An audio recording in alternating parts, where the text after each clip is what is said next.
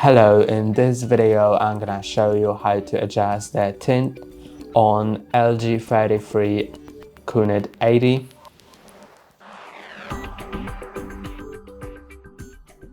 So to do it, press and hold on the settings button to open the full settings, then go to picture and go to advanced settings, then go to color and then find tint. Now you can set it, you can scroll it down by using the scroll wheel or just pressing and holding on the OK button and dragging it, and you can set it on the higher values, which will increase the green, or down so it will increase the reds.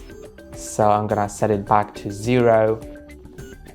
And that's all for today. Don't forget to like and subscribe. See you next time.